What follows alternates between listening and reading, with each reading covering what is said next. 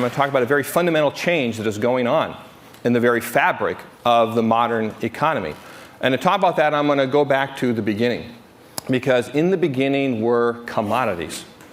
Commodities are things that you grow in the ground, raise in the ground, or pull out of the ground. Basically animal, mineral, vegetable. And then you extract them out of the ground and sell them on the open marketplace.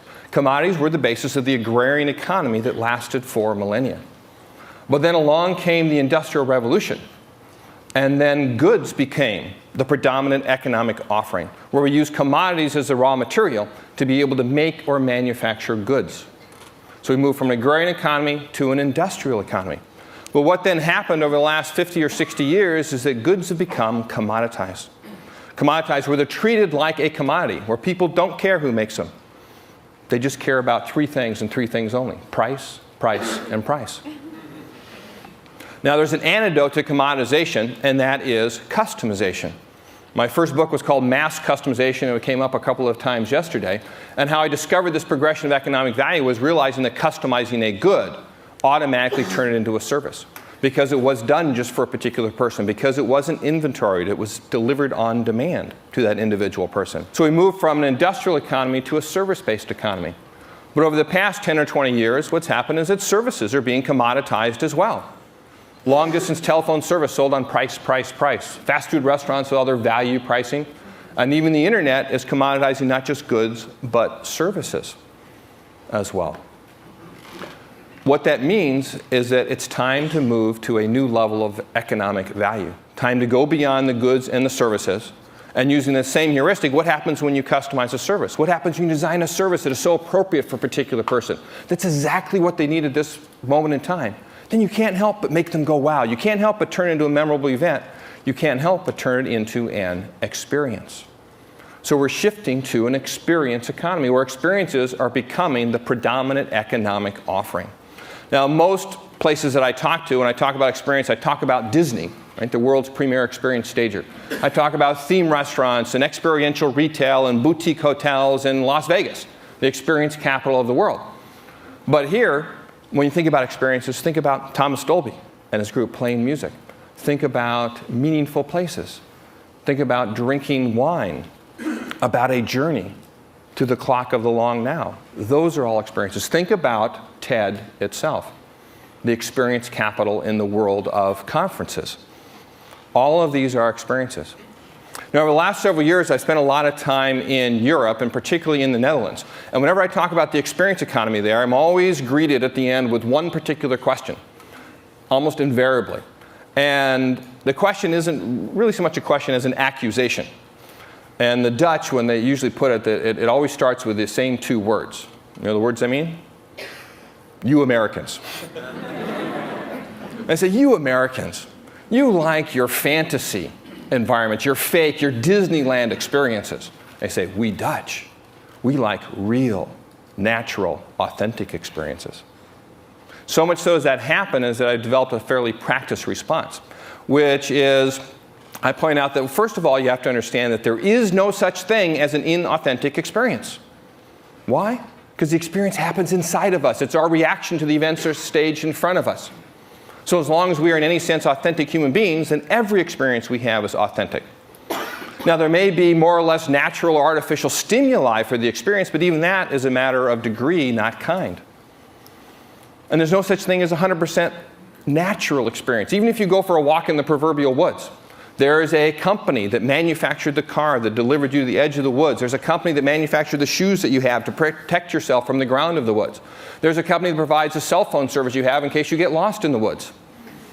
Right? All of those are man-made, artificiality brought into the woods by you and by the very nature of being there.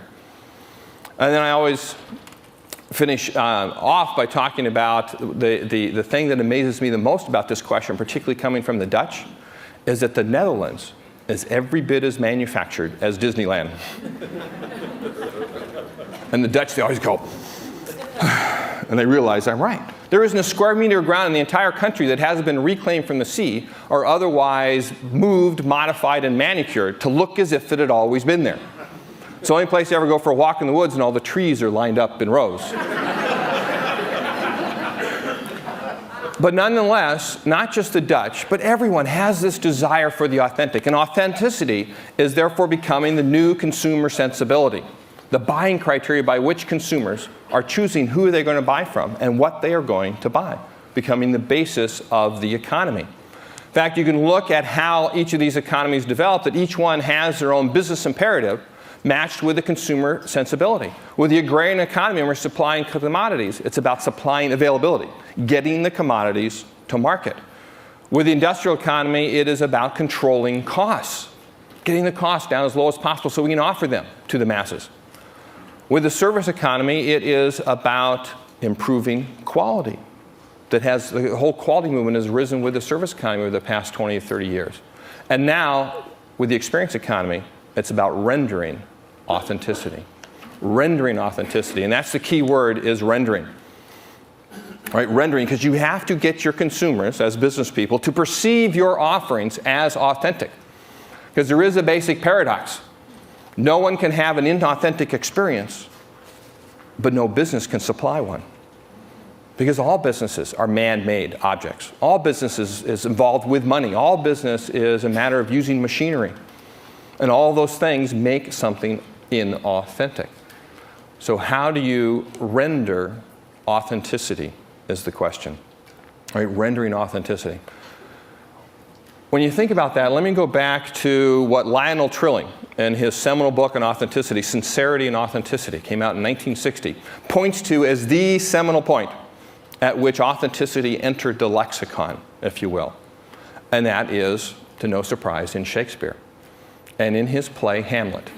And there's one point in his play Hamlet where the most fake of all the characters in Hamlet, Polonius, says something profoundly real.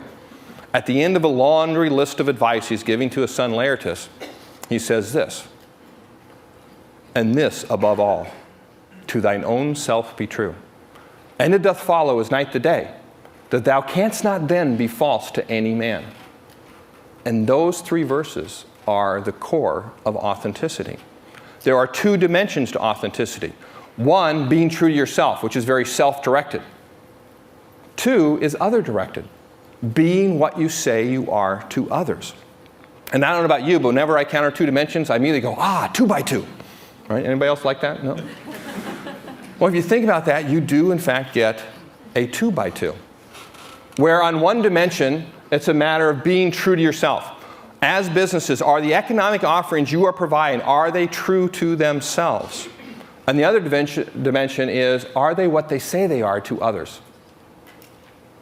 If not, you have is not true to itself and is not what it says it is.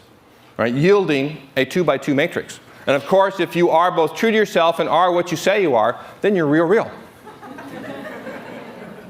The opposite, of course, is fake. Right now, there is value for fake. There will always be companies around to supply the fake because there will always be desire for the fake. In fact, there's a general rule. If you don't like it, it's fake. If you do like it, it's faux.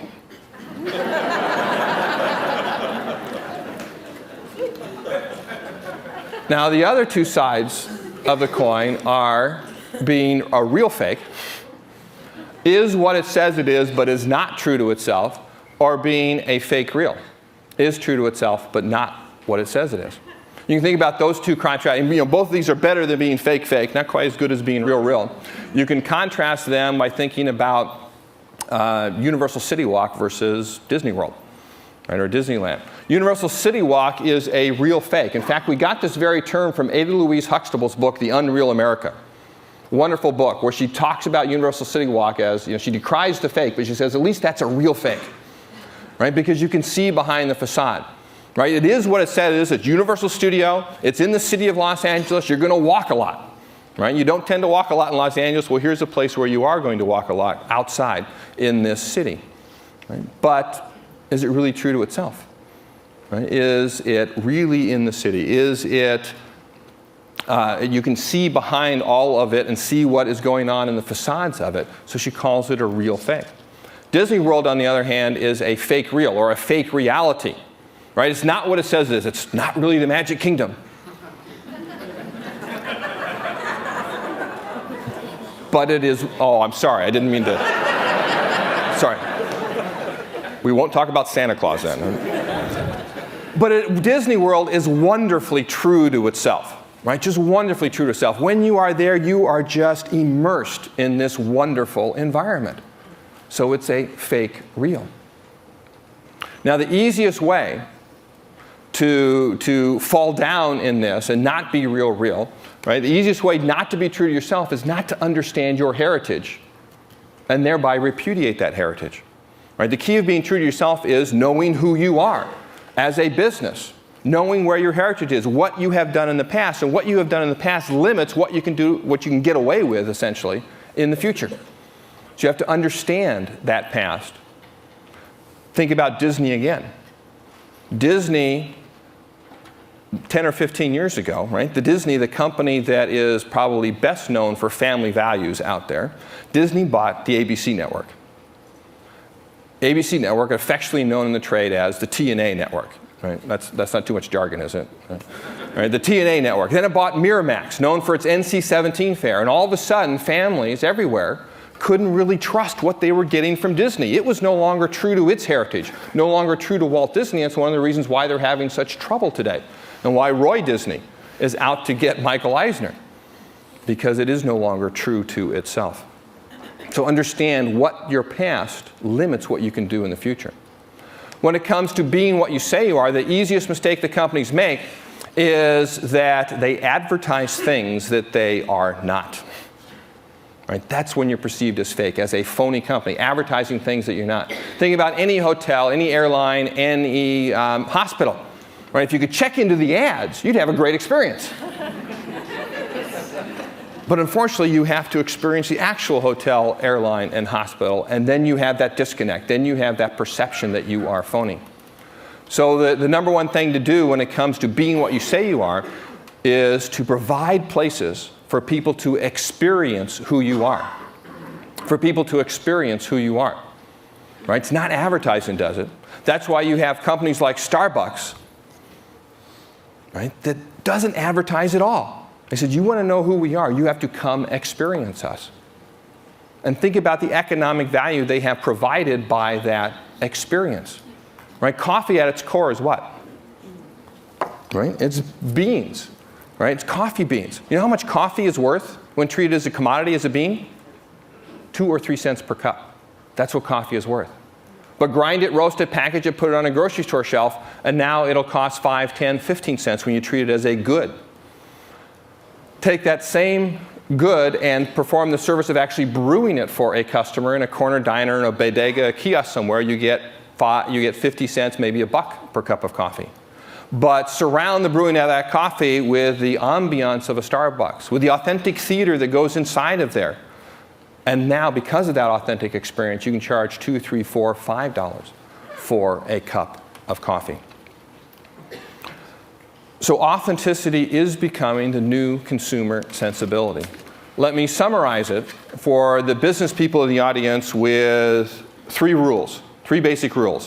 1, don't say you're authentic unless you really are authentic. 2, it's easier to be authentic if you don't say you're authentic. And 3, if you say you're authentic, you better be authentic. And then for the consumers, for everyone else in the audience, let me simply summarize it by saying, increasingly, what will make us happy is spending our time and our money satisfying the desire for authenticity. Thank you.